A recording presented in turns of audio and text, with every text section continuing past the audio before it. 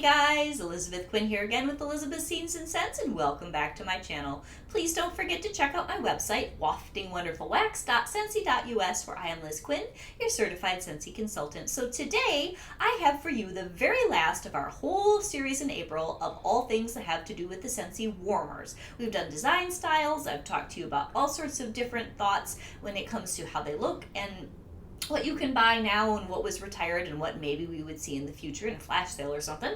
And today I wanted to talk to you more about performance and care when it comes to the warmers that I have had. Now 12 years or so I have been melting Scentsy wax and enjoying my warmers. I've only been a consultant for a very short time, only since October, and it's been a blast, but I have tons and tons of warmers because I'm a collector of all things anyway, and I just love a good new Scentsy warmer. So first off, when it comes to care for your warmers, one of the things that we really need to do is make sure that our dishes get clean. And the reason for that is that you will get better smell and an easier removal of old wax if these are nice and clean all the time, because there won't be any residues or anything weird just interfering with your scents. So I usually use our counter clean, or you could use our all-purpose cleaner or someone else's, but I really like Scentsy counter clean. It's good for so many things. Put some in the bottom of the dish, get yourself a scrubby, and just start scrubbing away. And most of the time it will take this right out. If you have a stubborn one, you might want to use some really hot water and soak it for a little bit. But anyway, there you go, nice clean dish. And now when you try to remove the wax, it will be much easier. So then, how do we remove Scentsy wax? You can do it warm with a cotton cleanup, but the price of those has gone through the roof recently, and it's never really been my favorite way to remove wax. I typically do mine in the morning when it's cold. So you're going to take your trusty butter knife, you're going to get your dish. I always kind of go in on an angle so it pops out pretty well. And you literally just lift it up like that, and that's all you have to do. And then pay attention to the dishes. A lot of times there'll be a mark on them. This one says no more than 4 cubes from a Scentsy bar, a regular bar, not a brick. Bricks you cut up into smaller pieces and put them in, and you just have to eyeball how much. Never put an entire brick cube in here, you're probably going to get overflow. But anyway, 4 regular cubes from a Scentsy bar is the maximum. Now personally, I use 1 to 2 cubes in my warmers because I have many warmers in the house. I do not have high ceilings, I have reasonably small rooms, and I don't want to waste wax that I don't need to melt to get a nice scent throw. So another consideration is, where do we put these things? And I will get to the performance of individual warmers that I have here on the table in a minute.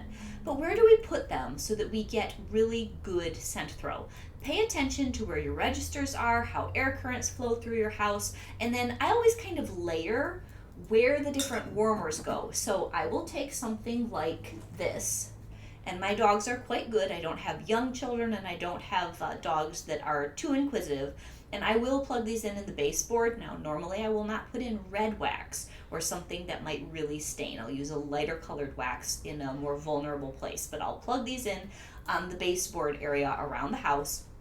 1 per room. So I have a mini out here, I have a mini in the Florida room, I've got a mini in the dining room, and then in bedrooms I usually just use a full-size warmer, and our bathrooms are so small and I don't have enough plugs. I can't even use these in our bathrooms because there's just a premium on space to be able to plug in curling irons and all that stuff. But if you have a lovely bathroom that has extra outlets, 1 of these in there is fantastic. So, and then also putting something in a cubby cube like this, if you have that, maybe if you have a large entertainment center and a big open living room, you can kind of create a zone where you can nestle in the warmer, and then it throws nicely within maybe a 10-foot radius, and people really like that, especially if you're having trouble containing a scent because you have very high ceilings. And also, if you have very high ceilings, pay attention to having maybe 2 or 3 full-size warmers in a large space like that, having your fans on the setting where it pushes the air back down into the room, and then just seeing where your drafts are and keeping your warmers away from a place where it's going to push the scent out into other rooms. And that's the best I can tell you about that. So, performance and warmers. Elizabeth, what are the best warmers of all time for you? Well, I'm going to tell you about the performance and the cost and the style and the wattage as much as I can get in my brain of some of the best, and then I do have my worst performing warmer ever here on the table just to show you. But first off, we have my very favorite warmer, which is the alabaster. This thing is only $30. I love the way that it looks. It is a great performer, and it's just all things good. So let me plug it in, and we will see. This lighting has made it kind of hard today to get a really good look at some of these all white warmers, but I'll try my best. So here is the alabaster, yeah, and it's just doing the thing that it sometimes does in the morning. So it is beautiful. It is just a nice, soft, glowing white. It's got this huge dish that we already saw when I was doing a cleaning. 4 cubes would be great in here. You cannot beat the price, and for me, because I love modern and graphic type style, this one is totally a winner. All right, now let's move on to the category of element warmer. My favorite element warmer of all time is the aloe vera. I believe this one is $45. It has kind of a petite dish. I probably wouldn't put more than 3 cubes in this one. Has a hot plate, and then this one has the wattage on the bottom, which I believe is 12 watts. So this one's quite good. Sometimes your element warmers can get as high as 15, and I believe once I had an 18. The Glimmer and Glow, which looks like a lantern, is a pretty good performer, and I think it's a little higher wattage than this, but this one's my favorite because I think it throws the best. And the Desert Bloom, which is currently available, that's very similar to this as a warmer of the month. I had the 2 of them teamed up in my Florida room for the whole month. Wonderful. Even scent throw. It was great. So the difference between an element warmer and say your 25 watt, like my alabaster here, or your 20 watt bulb warmer, is that the element warmer throws low and slow for a long period of time.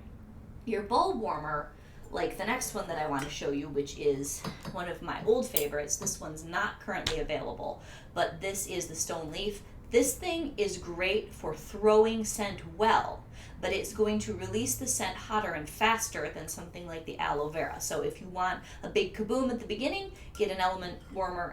Get a warmer like this, not an element warmer. And if you want a low and slow throw for a long period of time, so you don't have to change your wax as much, get something more like the aloe vera.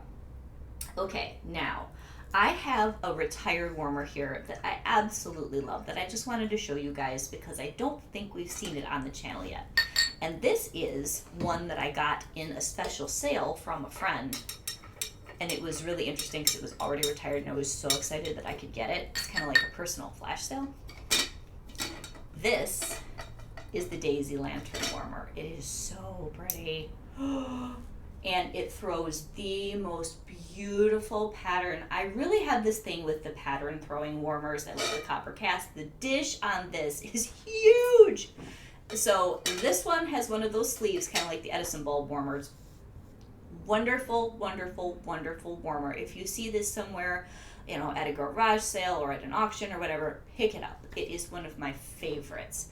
It would be so nice if they would do a bring back my warmer, and I can understand the logistics would probably be really, really tough to do that well, but wow, I would love to see this one come back again. So I had to show you that even though it's not currently available. Okay, so now, what is a good metal warmer? Because that is something people tend to be a bit more scared of. And you don't have to be. I'm not sure if this one's plugged in. Nope, this one's not plugged in yet. This is the Country Living Barn. I love it. It has great performance. It's $45, so it's not crazy, crazy expensive. And I have never had any trouble with the throw, and it's only 20 watts. So let me plug it in.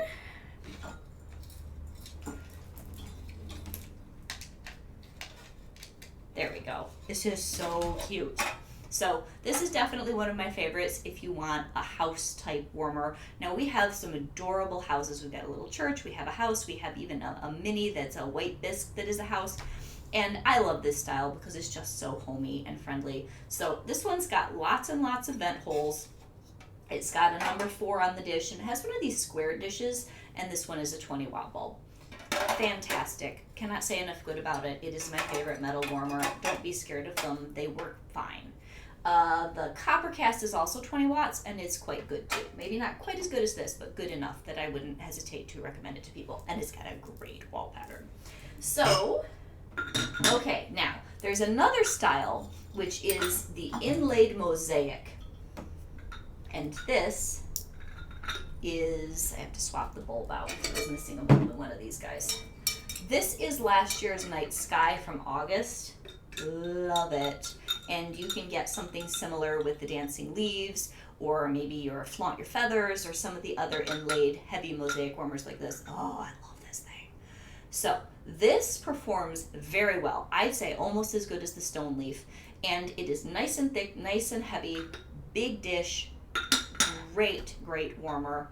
And I just cannot say enough good about this type of warmer, because you have your thinner walled glass warmers. I'm going to show you one in a minute for a different reason, and those are good performers, but this, with all that heat retention from the grout, really good.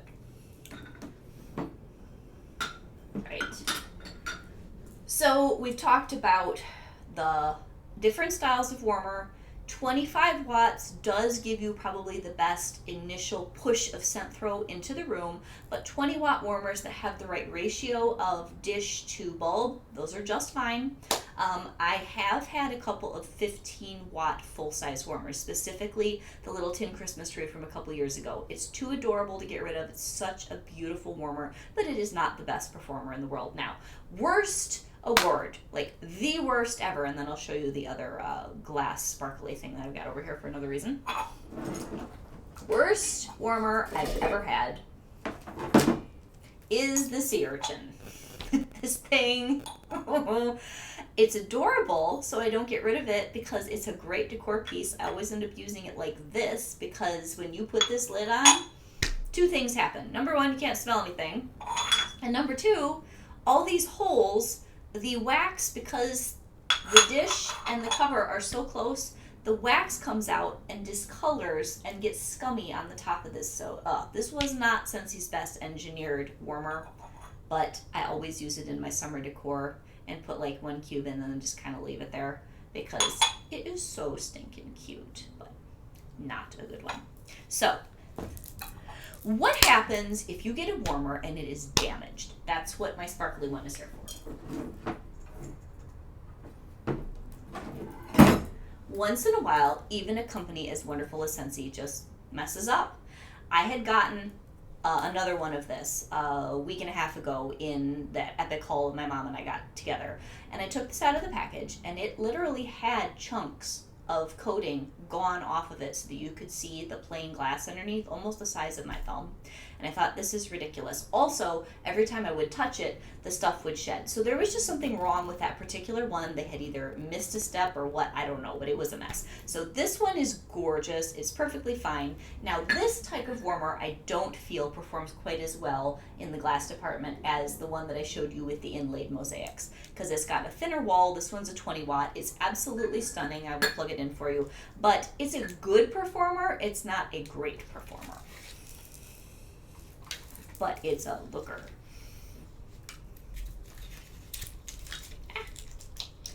There we go. This is so pretty. So this is the chart, and this one is also 45. I happened to get it for Hostess Rewards, so it was pretty much almost absolutely free. What a lovely, lovely warmer. So in your personal decision making when it comes to purchasing your warmers, you have to balance all the things that you like. Do you want one that's really, really going to perform well? Or do you want one that's a good enough performer, but you love the glitz? It's just a personal decision, and you can always call or text your consultant and ask them what they have had. Another one that's an honorable mention that I really, really like is the Marrakesh. My older daughter has that. And a current one that I did not fish out of my other daughter's room is the Rock Quarry.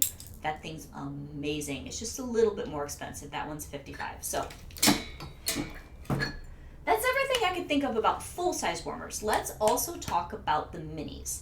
Now, glass versus ceramic, for the most part with the full-size warmers, there are enough different styles that I don't tend to really complain about glass warmers. The minis, I get glass minis occasionally because I think that they are beautiful, but they don't really perform as well overall as their ceramic counterparts. Now, the Perfect Pearl, which I forgot to pull out of the back room, that one performs very well, and it is a glass warmer. But typically, your ceramics like this do better than your glass like this. This thing I just bought, it's gorgeous. I'm actually using it in this room because I've got turquoise accents for the next couple months.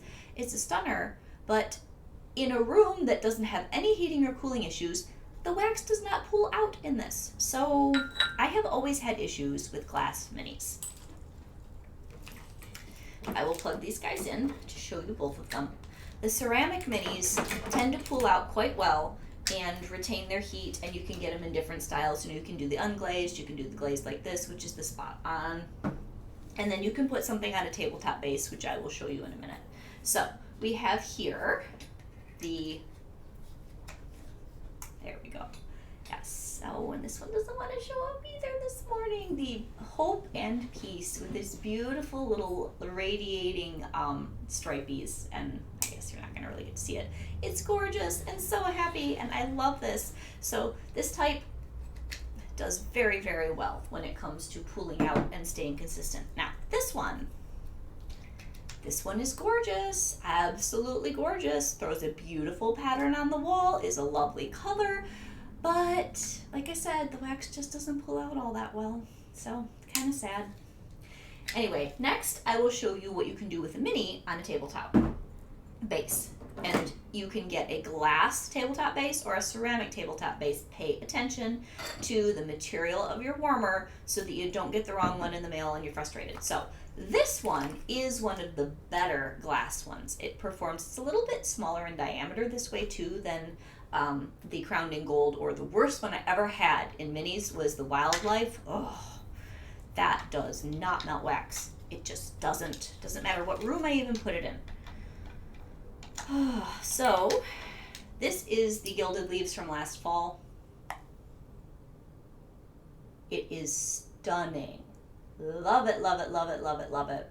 Does throw quite well because it has that narrow diameter, and it's so pretty. I put this several places in the house. It's so, so pretty on the base. So, different warmers are going to look better or not as good on these bases depending on the shape and the silhouette, and just something you kind of got to roll with the punches on. So I think that is about everything that I can think of, and then a few other warmers that are good, that I think are well priced and they perform well. They may not be like my top 10 and they're not in the bottom, would be your pressed tin, I already talked about the Marrakesh being quite good, your Kindness warmer, your Salerno warmer. A lot of the ones, I think there's one called Love Your Journey, which I do not personally have, the Amazing Grace. All of those, they're shaped well, they're a good ratio of bulb to dish, and it just is a really good thing. So I hope that you guys have gotten something out of this. Don't be afraid to try different wattages and different materials. Just know that if you want your absolute best bang for your buck, that within the $30 range, I recommend this one. And then I don't love the looks of the Classic Curve, but I don't think there is a better performer that they've ever made. It was their original warmer, and man, does that thing throw. Its dish is humongous, and it's square, so right now you can get it in black or you can get it in kind of a soft gray. So those are all my thoughts. I hope that you guys have enjoyed our warmer series and that you get good performance out of the warmers that you have. Think about moving them around in the room or teaming them up with a mini and a full size or a couple of full size, and look at things like your air currents and placement if you're struggling a little bit with where the scent is going in.